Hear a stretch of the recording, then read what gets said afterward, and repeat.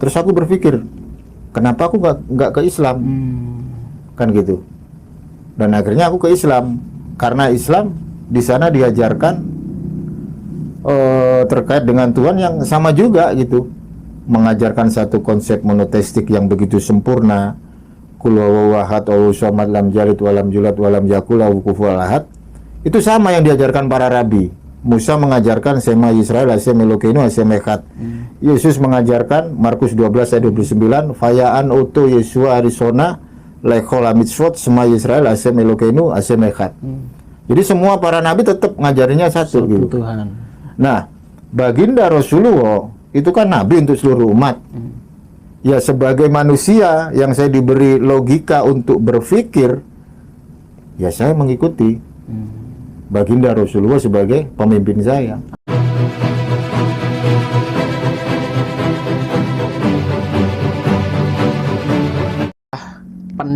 Dalam pencarian ini akhirnya menemukan titik jawaban yang paling benar adalah menemukan Islam gitu ya. Bisa diceritakan secara singkat ini Mas, perjalanannya bisa memilih Islam itu bagaimana ini? Ya baik, terima kasih ya untuk kesempatan. Oke, saya langsung ya terkait bagaimana saya bisa hijrah ke Islam.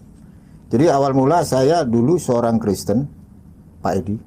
Saya Kristen, dididik sama orang tua dengan perspektif Kristen. Jadi dari lahir aku udah Kristen, sampai besar pun dididik secara Kristen. Tetapi Kristennya pada waktu itu misalnya kayak begini nih. Kalau ada istilah kan Kristen rutinitas, nah kayak gitu. Kalau minggu ya kita ibadah, terus habis itu dengerin khotbah dari pendeta, ya seperti itu. Khotbahnya Tuhan Yesus itu Tuhan, Allah, dan Juru Selamat, nah kayak gitu-gitu. Nah itu terus hari demi hari, minggu demi minggu, bulan demi bulan, sampai tahun demi tahun.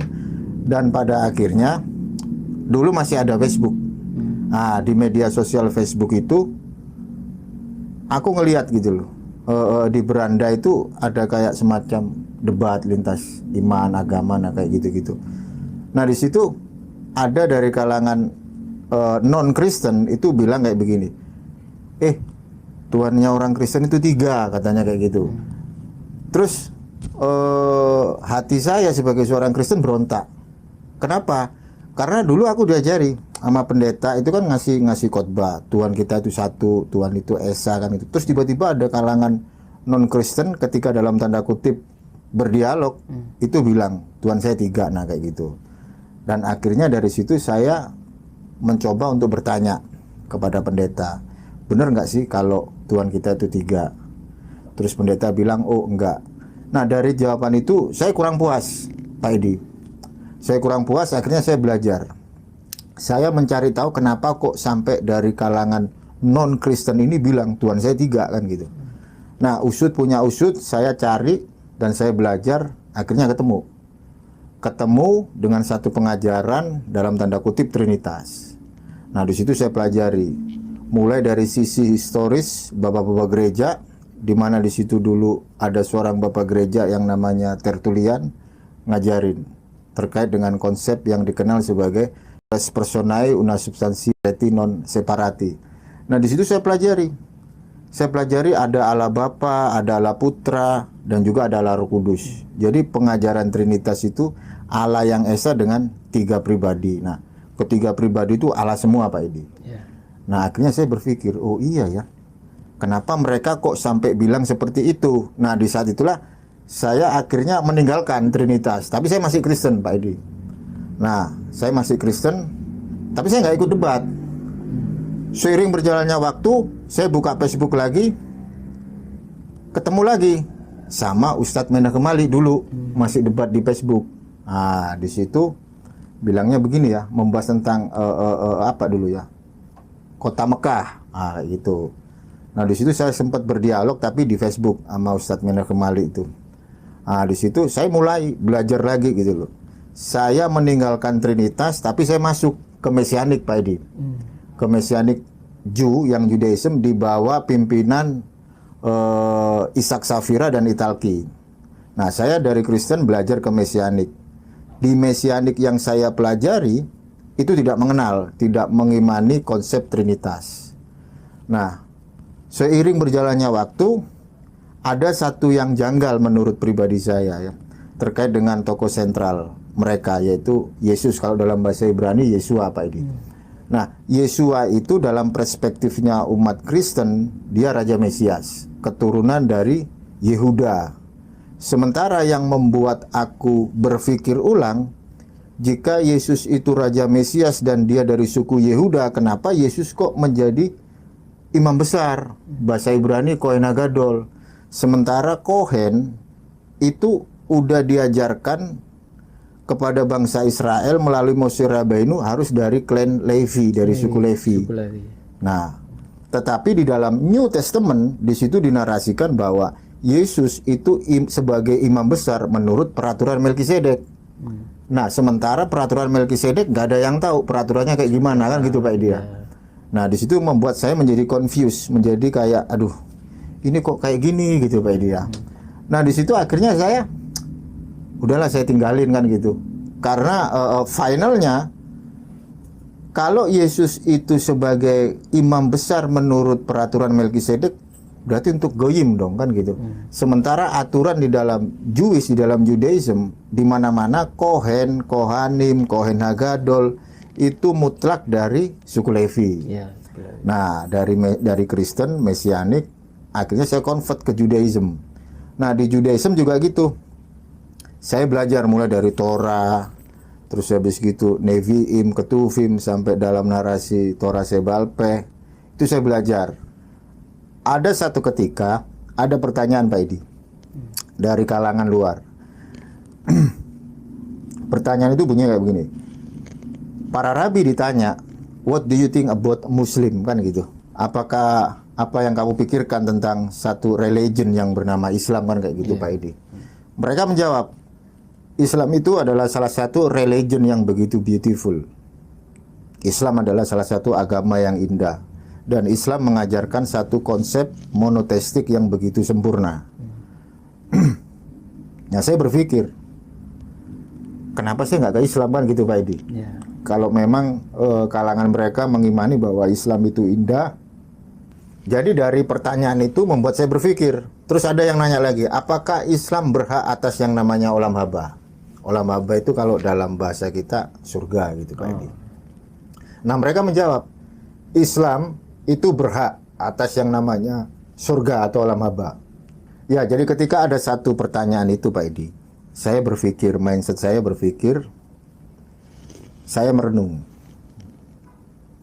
Jika mereka mengatakan bahwa Islam itu salah satu agama yang sempurna, dalam tanda kutip mengajarkan satu konsep monoteistik, terus Islam berhak atas yang namanya olam haba. Nah, dari situ saya berpikir, jika para praktisi Judaism dalam tanda kutip, para rabi berkata seperti itu, akhirnya aku berpikir ulang Pak Edi. Aku berpikir ulang dan aku mempelajari terkait salah satu religion yaitu Islam. Kurang lebih aku belajar kurang lebih sekitar 6-7 tahun. Di Yahudi itu? Enggak, di Islamnya. Tapi aku masih Jewish, masih Judaism. Selama 7 tahun itu belajar Islam juga. Jadi sewaktu convert itu aku mempelajari satu sisi Judaism dan satu sisi Islam. Dan aku sempat berkonsultasi dengan salah satu rabi, yaitu Rabi Ben Abramson. Banyak sekali pelajaran yang saya dapat dari beliau. Nah, akhirnya aku berpikir, merenung. Jika mereka mengatakan bahwa Islam itu adalah salah satu religion yang begitu beautiful, yang mengajarkan satu konsep monoteistik yang begitu sempurna, kenapa aku kok nggak ke Islam gitu loh? Nah, masalahnya di situ. Nah, akhirnya aku belajar tentang Islam, perlahan-perlahan. Dan akhirnya aku menemukan satu ayat di mana surah pertama kali yang turun itu Iqra, Pak Edi. Dan itu aku pelajari. Ada something yang cukup menarik. kenapa kok surah yang pertama kali turun itu adalah Iqra kan gitu. Ya. Iqra itu kan kalau dalam perspektif Islam itu kita disuruh belajar baca kan gitu. Nah, apalagi Iqra itu kan kalau basicnya kan huruf-huruf hijaiyah dari alif sampai ya. Nah dari situ saya ngambil mindset standar saya, Islam diajarkan dengan begitu gamblang. Artinya begini, kita diajarkan pertama kali konsep basic. Kita disuruh baca, kita disuruh mengerti huruf per huruf. Nah di situ saya mulai belajar tuh di situ dan menemukan satu hidayah yang berangkat dari pemahaman saya ketika saya mempelajari mulai dari Kristen, Mesianik, Judaism dan akhirnya ke Islam. Nah kayak gitu Pak Edi, kurang lebih. Ya. Atau gini, waktu jenengan masih di Kristen itu dulu di Yahudi sudah 7 tahun ya, yang sampai sebelum mualaf itu. Sebelum ya, kurang lebih 6 tahun, 7 tahun. Mualafnya tanggal berapa kemarin? Tanggal 10. Bulan 10 tahun 2022. Oh, barusan kemarin ya. Baru ya sekarang 23 belum 1 tahun berarti ya. Belum. Insya Allah. Jadi mungkin bisa diceritakan ini. Kalau kita melihat, saya dulu juga mualaf. Kita juga merasakan hal yang sama. Sebetulnya ya. Jadi ada kebimbangan. Biasanya kita menemukan kebimbangan di situ. Karena apa? Karena banyak sekali sebetulnya ayat-ayat di dalam Alkitab itu kan kita temukan sebetulnya Yesus tidak pernah mengaku dirinya sebagai Allah Bapa ya. Hanya ada Tuhan, itu pun hanya terjemahan dari bahasa Yunani Kurios itu kan ya. Antara Tuhan atau Tuhan itu pun masih jadi pertentangan polemik. Kemudian sosok Yesus sendiri itu kan masih kita pertanyakan ya. Jadi kalau menurut jenengan ini sosok Yesus itu seperti apa sebetulnya? Manusiawikah 100% atau Tuhankah 100% sehingga jenengan bisa menyimpulkan oh ternyata ini bukan Tuhan ini. Oke, itu pertanyaan bagus Pak Edi. Jadi kalau saya ngelihat salah satu tokoh sentral yang ada dalam New Testament, Yesus ya. Dalam terjemahan itu Yesus, kalau bahasa aslinya Yesua.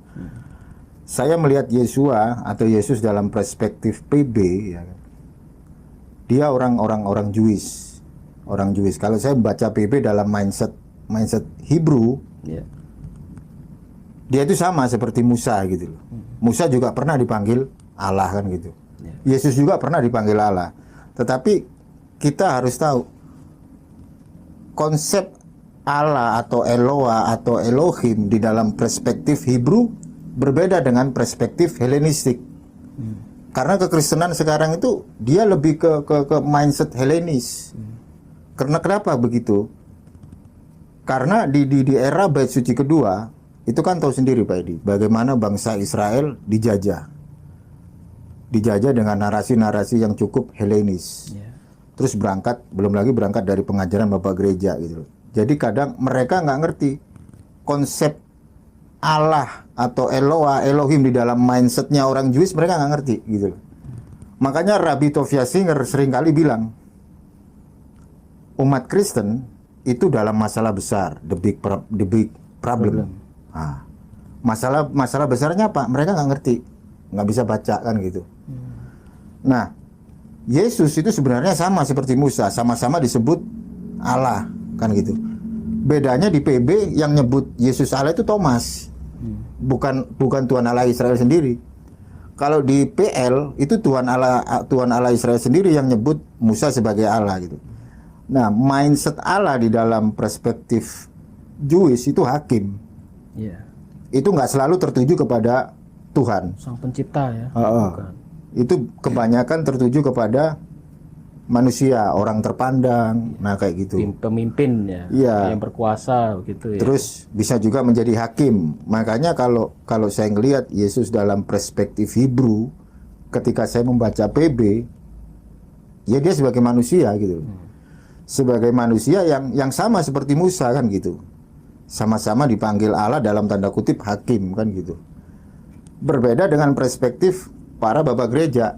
Nah, bapak gereja ini merepresentasikan Yesus seperti yang kita dengar sekarang, kayak sering di debat gitu kan. Yesus itu sepenuhnya Allah, sepenuhnya manusia, kan kayak gitu. Dan narasi seperti itu berangkat dari itu, Pak Edi. Ada satu presbiter ya, namanya Arius. Presbiter ini imam. Nah, Arius ini diundang oleh patriark di Alexandria berkhotbah di gereja Alexandria. Nah, ketika Arius berkhotbah, dia ngeluarin frasa. Ada satu masa di mana Putra Allah pernah nggak ada. Nah, frasa itu membuat goncang iman umat Kristen di Alexandria. Muncul polemik, Pak Edi. Polemik, akhirnya muncul yang namanya Dewan Okumene. Yeah. Nah, Dewan Okumene gayung bersambut, ada Kaisar Konstantin. Dibuatlah konsili. Konsili Nisea. Dari konsili Nisea, Konstantinopel, Efesus, sampai ke konsili Kalsedon. Yesus dinarasikan sebagai hypostatic union, sepenuhnya manusia, sepenuhnya Allah. Nah, kayak gitu, Pak Edi. Berarti waktu saya masih ingat sebetulnya ya kawan-kawan. Jadi saya dulu masih melihat Mas Valen, dulu namanya Mas Valen itu sering debat dengan orang Muslim juga. Bahkan terakhir-terakhir di awal tahun 2021 kemarin ya, 22 kemarin masih aktif debat melawan teman-teman Islam. Dan ternyata beliau mengambil langkah yang ya boleh dibilang ini langkah yang paling tepat ya. Dan ingat ya, para mu'alaf itu biasanya mengambil keputusan bukan karena alasan-alasan yang tidak masuk akal ya, tetapi karena memang murni pengkaji ya, mengkaji kitab-kitab dan memperdalam kitabnya. Tadi sudah dibahas bahwa biasanya orang-orang Kristen selalu dihadapkan pada sosok yang namanya Yesus. Apakah Yesus itu sebagai Allah atau Tuhan yang wajib disembah atau hanya sebagai Rasul ya. Tadi sudah disebutkan bahwa Yesus juga melaksanakan kewajiban atau syariat-syariatnya Nabi Musa. Yesus melakukan ibadah, Yesus menjadi rabi, Yesus juga membaca kitab di sinagog, Yesus juga berpuasa, 40 hari itu puasanya orang Yahudi ya, sampai hari ini. Yesus juga disunat dan seterusnya banyak ajaran hukum-hukum yang dibawa oleh Nabi Musa itu dilaksanakan oleh Yesus. Nah, ini ada yang menarik, Mas. Jadi kapan hari ada pendapat bahwa apa benar sih Yesus itu pernah menikah gitu. Ini sempat rame ya kemarin ya. Ini kita diskusi bebas saja, kita tidak mau menghakimi atau menjudge ya atau menuduh, tidak. Ini saya murni ingin pendapat dari orang mantan Kristen yang masuk ke Yahudi dan sekarang masuk Islam. Kalau Yesus itu sudah berdiri di depan imam-imam, menjadi rabi dan sebagainya, itu berarti beliau adalah sosok kayaknya harus sudah menikah ya. Kalau sudah menjadi seorang rabi, mungkin Mas Umar bisa ceritakan itu. Gimana itu? Ya, itu pertanyaan bagus ya. Karena aku juga ngelihat sendiri, Pak Edi ya. Terjadi polemik terkait dengan apakah Yesus itu menikah. Sebenarnya pertanyaannya bagus ya. Kalau kita ngelihat dalam perspektif Jewish, seorang rabi itu harus mematuhi yang namanya mitzvot. Mitzvah itu harus patuh dia. Ada perintah di 200 perintah yang ke 600. Itu nanti ada lagi ya? Ada lagi, Pak. Ada yang 613 mitzvot yang terdiri dari mispatim, kuhim dan eidot. Ada lagi nanti mitzvah segala macam ada. Perintah untuk menikah itu perintah yang ke 213. Bukan di 613 mitzvotnya. Beda lagi. Iya, urutannya 200 ya. Itu perintah positif. Nah, di situ diharuskan harus menikah ya? Harus menikah. Seorang rabi. Kecuali dia dalam tanda kutip nazir. Nazir itu apa? Nazir itu kan ada cerita di Bible. Simpson yang rambutnya panjang itu nggak boleh kena potong. Terus belum boleh untuk nikah. Kecuali dia nazir kan gitu. Sementara di dalam PB Yesus itu kan disebut sebagai rabi. Di mana-mana rabi itu harus mematuhi yang namanya perintah mitzvah itu harus. Dan kalau umat Kristen mau menerima atau tidak itu kan urusan mereka, Pak. Yeah. Tetapi kalau kita menjelaskan dalam perspektif Judaism, seorang rabi ya dia harus menikah. Karena dia mengikuti semua perintah yang diajarkan ketika Torah Baruk Sinai itu diajarkan. Kan ada itu tertulis dalam Pirkei Avot. Pirkei Avot 1 ayat 1. Mose kibel Torah misine umsara Yosua lisikenim. Musa menerima Torah dari sini diberikan kepada Yosua bin Nun diberikan kepada Sekenim orang bijak diberikan kepada para nabi atau neviim. Dari para nabi itu diberikan kepada Knesset Hagedola atau majelis besar, dan itu turun temurun sampai sekarang. Makanya mau nggak mau yang namanya rabi harus menikah. Oh. Itu perintah. Ada di perintah 213. Oh gitu ya. Berarti kalau belum menikah itu dia tidak boleh di depan di peribadatan di sinagog maju ke depan membaca gulungan kitab, itu tidak boleh kalau bukan rabi ya. Ya, harus rabi. Harus rabi. Padahal rabi. Yesus rabi. Di dalam Alkitab sering diceritakan Yesus membaca gulungan kitab di rabi. Tempat ibadah orang Yahudi waktu itu. Berarti beliau waktu itu posisinya sebagai rabi. Dan seorang rabi harus menikah. Harus. Sekarang gini, seandainya kalau rabi dia melanggar kan nggak boleh juga kan Pak Edi. Yang namanya rabi itu kan dia harus mematuhi. Baik itu 613 mitzvot yang terdiri dari mispatim, hukim, maidot, itu harus dia patuhi karena dia seorang rabi gitu. Dan itu diajarkan turun temurun. Kecuali maaf alat vital nggak bisa kayak gitu, nggak bisa bereproduksi, nah itu beda lagi. Tapi kalau selagi bisa ya diharuskan untuk menikah, itu mitzvot. Ya berarti apakah ada sih kita temukan ayatnya di kitab Injil, padahal kan tidak disebutkan Yesus pernah menikah di Perjanjian Baru? Iya. Ada, tapi saya cuma membaca ya.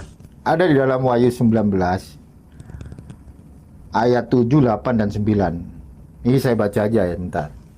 Atau dibuka ayat kitabnya? Sambil saya baca. Buka ya. Nah, dibuka ya. Jadi saya cuma membaca aja. Jadi di dalam Wahyu 19 ayat 7, 8, dan 9 bunyinya demikian.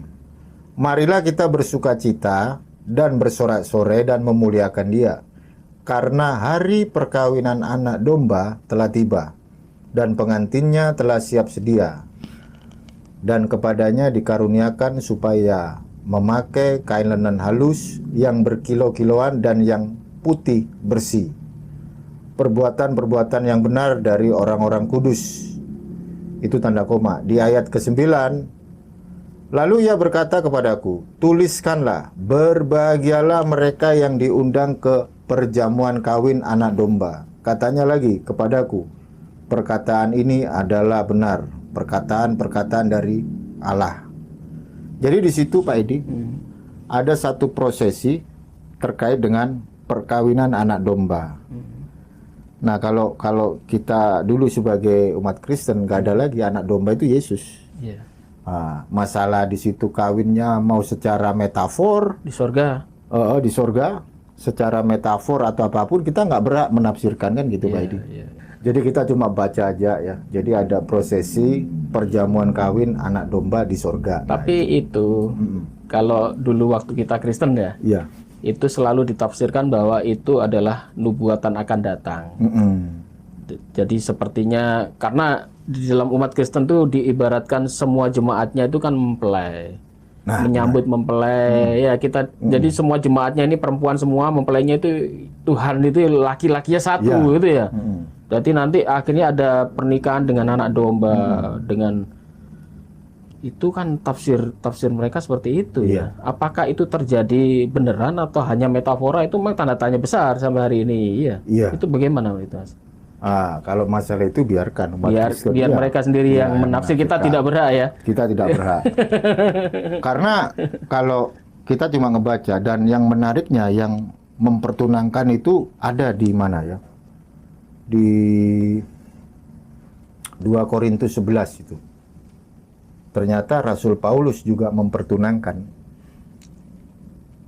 2 Korintus pasal 11 ayat 2. Begini bunyinya.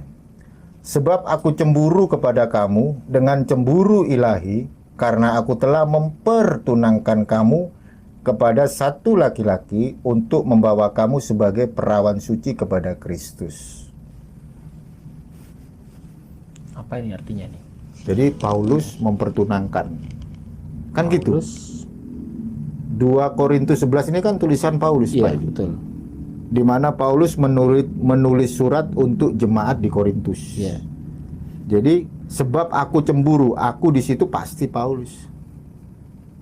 Cemburu ilahi kepada kamu dengan cemburu sebab aku cemburu kepada kamu dengan cemburu ilahi, karena aku telah mempertunangkan kamu kepada satu laki-laki untuk membawa kamu sebagai perawan suci kepada Kristus.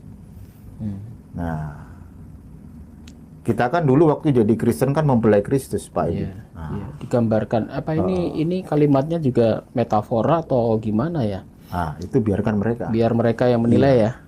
Tapi yang jelas waktu kita masih Kristen ini selalu dikatakan bahwa para jemaat itulah perawan sucinya. Iya. Kemudian Kristus itu sang laki-laki. Iya. Tetapi yang jelas ayat-ayat pernikahan seperti ini memang banyak kita temukan ya. Seperti perjamuan di Kana ya.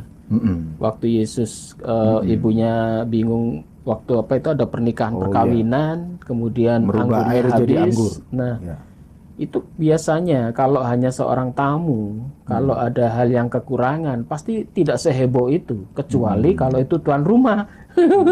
Tuan rumahnya kehabisan. Apakah waktu itu ini sebetulnya kisahnya Yesus waktu itu mau menikah atau tidak? Itu kita tidak tahu karena di ayatnya juga tidak dijelaskan secara pasti, hanya meraba-raba sih ya. Tetapi pasti orang Kristen meyakini itu bukan pernikahan Yesus. Tetapi kita sebagai orang awam bisa melihat kok seheboh itu kisahnya gitu loh. Jadi dari beberapa contoh ini Mas ya. Jadi apakah kita akhirnya membuat kesimpulan Mas Umar, wah ternyata Yesus bukan Tuhan ini, karena membaca dari kitab-kitabnya seperti itu, kemudian oke lah convert ke Yahudi saja. Kemudian setelah masuk Yahudi, bagaimana ini hasilnya? Ya, kalau dalam perspektif Jewish gini, kita tahu bahwa doktrin fundamental mereka kan Trinitas, Pak Edi. Kalau Yesus pun Allah, ya mau nggak mau, ya Allahnya ada Allah Bapa, Allah Putra, Allah Roh Kudus, kan gitu. Seperti yang digambarkan dalam relief ortodoks, semacam kayak jejer 3 kan gitu. Ada Allah Bapa, ada Allah Putra, Allah Roh Kudus gitu loh. Jadi itu udah nggak masuk dalam logika kita gitu. Contoh kayak begini, kalau aku besok meninggal, kalau aku dalam keadaan Kristen mengimani Trinitas, nah aku di surga ketemu siapa kan gitu. Aku bingungnya di situ Pak Edi. Apakah aku ketemu Bapa, atau ketemu Putra, atau ketemu Roh Kudus? Masalahnya dalam Scutum Fide, itu kan perisai Trinitas tuh, Scutum Fide. Ada satu pengajaran, Bapa bukan Putra, Putra bukan Roh Kudus, Roh Kudus bukan Bapa, namun substansinya Allah kan gitu. Jadi ada 3 pribadi Allah di dalam satu kesatuan. Makanya di situ aku berpikir, ini yang benar yang mana ya? Kalau Allah Esa ya cuma satu kan gitu. Kenapa kok mesti ada Allah Bapa, Allah Putra, Allah Roh Kudus kan gitu. Dan ketika aku mempelajari, banyak yang menentang terkait dengan doktrin fundamental mereka gitu loh. Bahkan kalau kita ngelihat di YouTube Pak Edi, kan sering tuh ribut oneness sama Trinitas. Nah kayak gitu. Kadang oneness bilang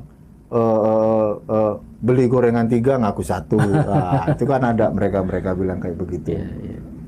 Nah kayak gitu. Bahkan orang oneness si pendeta Joshua Tewu mengatakan penginjilan kalau mengusung Trinitas tidak laku katanya. Ya. Harus mengusung keesaan Tuhan. Akhirnya pertentangan orang Kristen antara oneness dan Trinitas memang akhirnya tambah tidak bertemu itu, padahal kitabnya sama ya. Iya. Dan setelah masuk Yahudi, apakah Mas Umar menemukan ternyata di Yahudi itu ada sosok Tuhan yang dicari waktu itu, gimana itu? Kalau dalam Judaism begini, Judaism juga Tuhannya satu, monoteistiknya juga kuat di situ. Tetapi yang membuat saya berpindah, kan kalau di Judaism itu kan convertnya lama, Pak Edi. Ya. Nggak bisa setahun 2 tahun. Tidak Dia lama. seperti masuk Islam bersahadat langsung otomatis Islam. Kalau Iya. Yahudi kan beda ya. Jadi gini, kalau kita menjadi Judaism, mau nggak mau kita harus tinggal di Israel. Dan kita sudah menjadi bangsa Israel. Harus gitu ya, Harus gitu. Tapi kan sekarang banyak nih orang yang udah Judaism tapi masih tinggal di Indonesia. diaspora di Indonesia. Kan kalau istilah Judaism itu yang tinggal di luar Israel disebut diaspora. Tetapi kalau dia udah Jewish ya dia mau nggak mau harus ke tanah Israel. Karena dia sudah jadi bangsa Israel. Ya, ya. Orang convert itu dia udah jadi bangsa Israel. Nah kayak gitu. Tetapi proses seperti itu lama. Harus diputuskan di pengadilan itu. Iya, Pengadilan namanya Bedin. Israel, ya. Ada yang namanya Bedin. Kalau di Asia di sini ada yang di Singapura, yang paling besar di Sydney. Nah, jadi harus prosesnya lama. Dan ketika ada rabi berkata, ketika ada pertanyaan tadi Pak Edi terkait dengan Islam, terus aku berpikir, kenapa aku nggak ke Islam? Kan gitu. Dan akhirnya aku ke Islam karena Islam di sana diajarkan terkait dengan Tuhan yang sama juga gitu, mengajarkan satu konsep monoteistik yang begitu sempurna, kul huwallahu ahad Allahu samad lam yalid walam yulad walam yakul lahu kufuwan ahad. Itu sama yang diajarkan para rabi. Musa mengajarkan Sema Yisrael Hashem Elokeinu Hashem Echad. Yesus mengajarkan Markus 12 ayat 29, Fayaan Oto Yesua Arizona Lechol Mitzvot Sema Yisrael Hashem Elokeinu Hashem Echad. Jadi semua para nabi tetap ngajarinya satu gitu. Tuhan. Nah, baginda Rasulullah itu kan nabi untuk seluruh umat. Ya sebagai manusia yang saya diberi logika untuk berpikir, ya saya mengikuti baginda Rasulullah sebagai pemimpin saya. Atau karena di Yahudi itu kan kalau orang yang bukan berdarah Yahudi mau convert ke sana kan mungkin susah di situ. Benar. Harus proses Pak Edi. Proses kemudian orang biasanya orang rabi biasanya ya yang di luar darah Yahudi malah menyuruh mereka masuk Islam. Benar. Malah dibilang begini, ngapain kok ke Judaism? Terus ada yang kamu dulunya apa? Islam. Loh, Islam udah benar. Oh gitu. Kenapa harus kok kamu convert ke Judaism? Masalahnya gini Pak Edi. Kalau ada rabi, tanggung jawabnya besar. Kalau ada orang convert, terus habis gitu orang itu udah convert bikin dosa, yang salah rabinya. Oh. Jadi kayak beban Beban itu gitu ya. loh. Belum lagi menjalankan 613 mitzvot Ya. itu ya, itu yang berat ya. Apalagi hidup bukan di kalangan orang Yahudi. Padahal di situ ada beberapa ibadah yang mengharuskan kita full. Ada yang 1 libur, bulan. bahkan libur 1 bulan. Bahkan setiap Sabtu kita nggak boleh kerja sama sekali di hari Sabat. Dan itu kalau tinggal tidak di negara Israel akan kesulitan. Belum lagi soal makanan. Iya. Harus kosher. Iya. Padahal untuk menemukan makanan kosher itu bukan halal ya. Kosernya orang Yahudi dengan halalnya orang Islam beda ini. Beda. Kosher di sini itu ada beberapa persyaratan yang sangat ketat itu ya. Itu masuk di kasrut Pak ini. Ada konsep tahor dan tambi. Untuk masalah garam aja nggak sembarangan. Harus yang benar-benar kosher. Ya. Terus gelas untuk minum, segala macam harus kosher. Daging, roti, makanan, apalagi makanan hewan. Aduh, tambah susah lagi. Yang menyembelih ini harus rabi ini.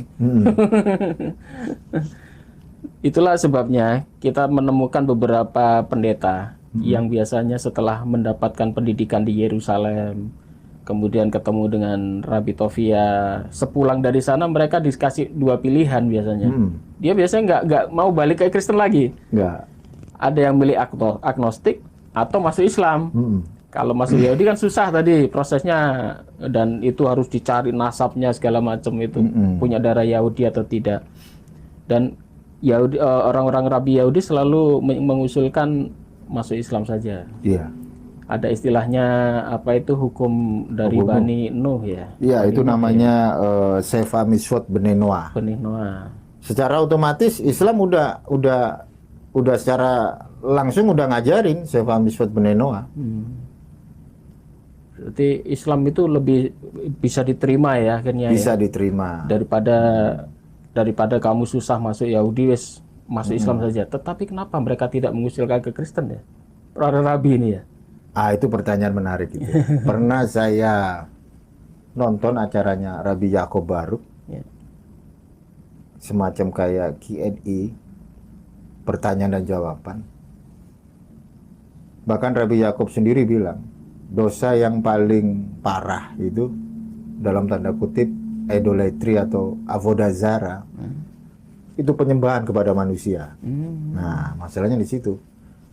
Semua rabi sepakat, siapapun yang menyembah manusia itu masuk ke dalam kategori idolatry atau avodazara. Terkait dengan kekristenan, Rabi Tovia Singer juga sering menarasikan bahwa kekristenan itu lebih identik ke avodazara. Kita tahu kan, sering nonton di channelnya Rabi Tovia Singer. Iya.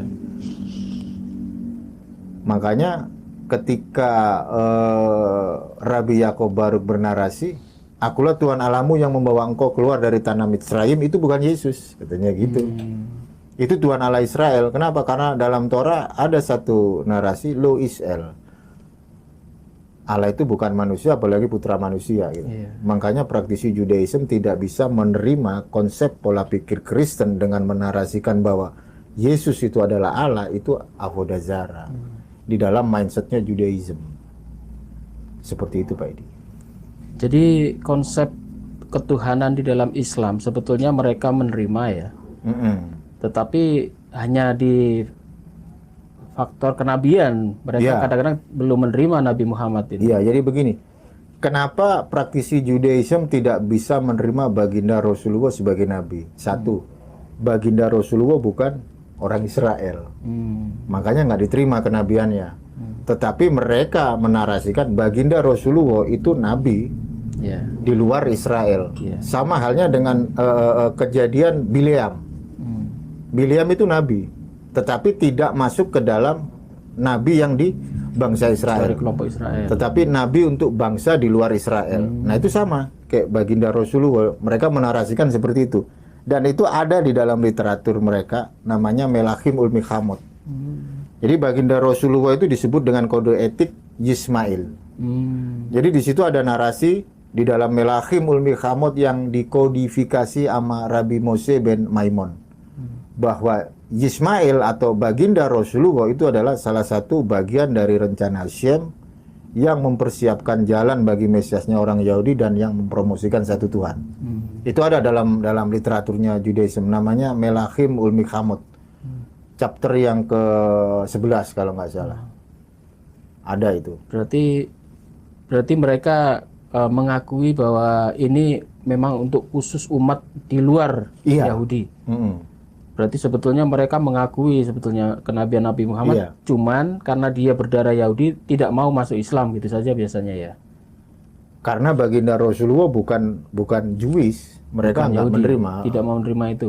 Tapi untuk keselamatan umat di luar Yahudi mereka mengakui. Gitu.